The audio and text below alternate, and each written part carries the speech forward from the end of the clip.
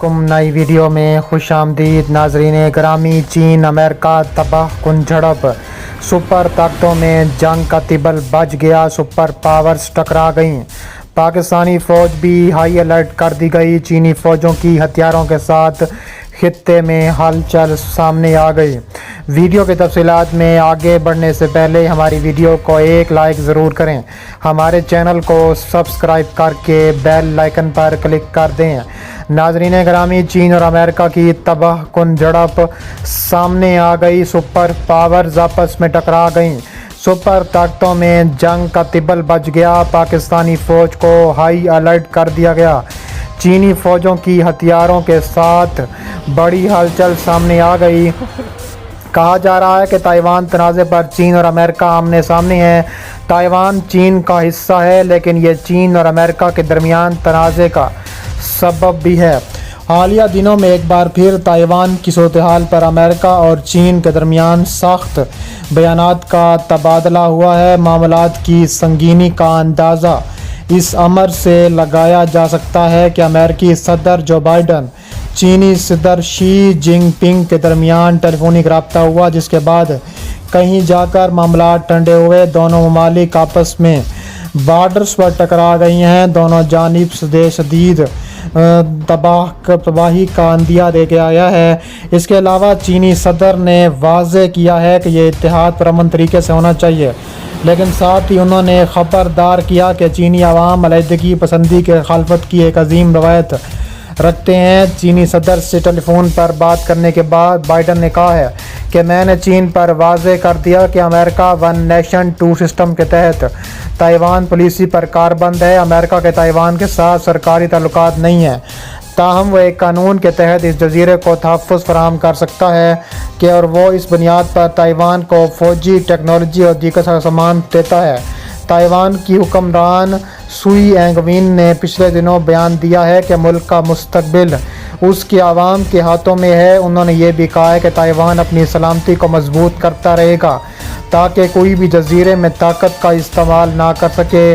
अगर इस नए तनाज़े की टाइमिंग देखी जाए तो मामला समझने में आसानी होगी।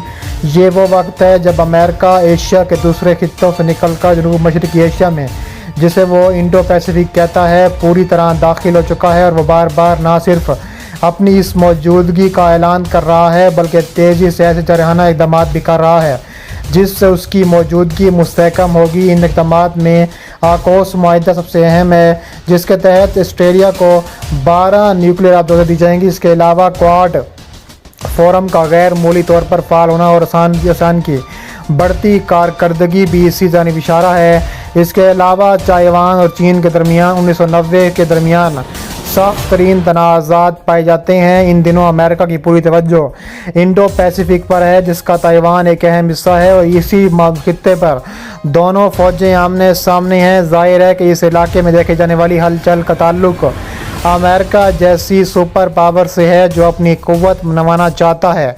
आज के हालात उस दौर से यकसर मुख्तलिफ हैं जब 12वीं सदी के अवाइल में ताइवान एशियन टाइगर था। ये तब्दीली चीन के आलमी और इलाकाई ताकत के तौर पर मुस्तहकम पोजीशन हासिल करने की वजह से रोनमा हुई है। शायद जनूब मशरक़ी एशिया का कोई मुल्क आज चीन के इक़्तिसादी असरात से अलग हो सकता हो। इसका ये मतलब ये हुआ कि इलाके की इक़्तिसादी अबसेस में चीन फैलता जा रहा है। बाकी ममालिक सुकड़ रहे हैं। जापान दूसरी बड़ी इक़्तिसादी क़ुव्वत से तीसरे नंबर पर आ गया है। इसके अलावा हांगकांग में एक 100 साला बरतानवी राज का इख्तिताम हुआ और वह चीन से दोबारा मिल गया। गो इसकी हैसियत भी इसी चीनी सियासी फ़लसफ़े की तहरीर बरकरार रखी गई है, जिसे वन नेशन टू सिस्टम का नाम दिया गया है। इस फार्मूले के तहत वहाँ जो निज़ाम यानी मगरबी जमहूरियत तर्ज की हुकूमत चल रही है उसे वैसा ही रखा गया है और एक एडमिनिस्ट्रेटर के ज़रिए चीन की हाकमियत आला कायम की गई है। लेकिन गुज़िश्ता बरसों में हांगकांग में ख़ासे एहतजाजी मुज़ाहरे हुए हैं, जिन्हें मगरबी दुनिया की मदद हासिल रही है। चीन ने वहाँ अपनी हाकमियत आहिस्ता मजबूत करना शुरू कर दी है और ऐसे कवानीन नाफिज किए जा रहे हैं जिनसे हांगकांग की गुज़िश्ता शहद, जिसे वो आज़ादी कहते हैं, बरकरार रखी हुई है। दूसरी जानिब चीन और अमेरिका आमने सामने आ गए हैं। अलास्का में होने वाली 2 रोज़ा कॉन्फ्रेंस से चंद रोज़ पहले अमेरिकी और चीनी वज़रा ने ایک دوسرے کے خلاف جو تند و تیز بیانات دیے ہیں انہیں پڑھنے کے بعد اس ملاقات سے اچھے نتائج کی توقع رکھنا ممکن نہ تھا۔ ٹوکیو میں secretary of state Antony Blinken نے چین پر جو الزامات لگائے ہیں اور ان کا بیجنگ نے جو سخت جواب دیا ہے، اس کے بعد لگتا تھا کہ یہ میٹنگ کینسل ہو جائے گی۔ اتنی توقع کے بعد آخر مل بیٹھنے کی ضرورت ہی کیا رہ جاتی ہے؟ مگر اب سب کچھ ہو جانے کے بعد یہ کہا جا سکتا ہے کہ میٹنگ اس لیے ہوئی ہے کہ میدان چھوڑ دینے کی تہمت کوئی بھی اپنے ساتھ لینا نہ چاہتا تھا، اور شاید یہ بھی کہ جو کسر رہ گئی تھی اسے پورا کرنے کا ایک اور موقع بھی فریقین کھونا نہ چاہتے تھے، لہٰذا اس موقع سے خوب فائدہ اٹھایا گیا۔ مگر اس تکرار و تصادم کے باوجود کچھ اچھی باتیں بھی ہوئی ہیں جو اگرچہ آٹے میں نمک کے برابر تھی مگر انہیں غیر اہم قرار دے سکتا ہے۔ اینٹونی بلنکن نے ابتدائی کلمات ہی میں چین کے خلاف الزامات کی ایک طویل فہرست پڑھ کر سنا دی۔ اس میں ہانگ کانگ، تبت اور سنکیانگ میں انسانی حقوق کی خلاف ورزیاں شامل تھیں۔ اس کے علاوہ انڈیا اور تائیوان کے خلاف چین کے جارحانہ اقدامات کا ذکر بھی تھا۔ اینٹونی بلنکن نے 2 منٹ کی اس تقریر میں جنوبی چین کے سمندر میں بگڑتی ہوئی صورتحال کا بھی ذکر کیا۔ ان کے بعد جو چین کی کمیونسٹ پارٹی کی کمیٹی برائے خارجہ امور سربراہ ہیں، انہوں نے 15 منٹ تک دل کھول کر امریکہ کی خبر لی، جو طے شدہ پروٹوکول کے مطابق انہوں نے صرف 2 منٹ کے ابتدائی کلمات پر اتفاق کرنا تھا، مگر انہوں نے دل کا غبار نکالنے کے لیے اس موقع سے خوب فائدہ اٹھایا۔ 2 ماہ پہلے صدر جو بائیڈن کے حلف اٹھانے کے بعد سے اب تک دونوں ممالک جو کشیدگی کی پائی جاتی تھی، اس کے تناظر میں زبان چھائی کہا جاتا ہے کہ یہ ثانیہ تو کسی دن گزرنے والا تھا، اور اس ثانیہ یا کانفرنس کے آغاز میں آدھے گھنٹے کے بعد طے شدہ پروگرام کے مطابق جب صافی جانے لگے تو پہلے چینی اور پھر امریکی سفارتکاروں نے انہیں روک لیا۔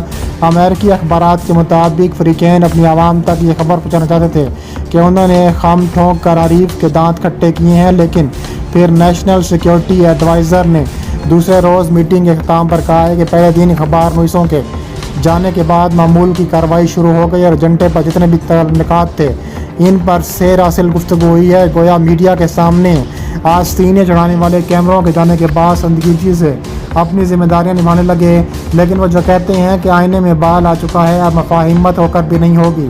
اس دشنام ترازی کو آئینے میں بال نہیں پا سکتا۔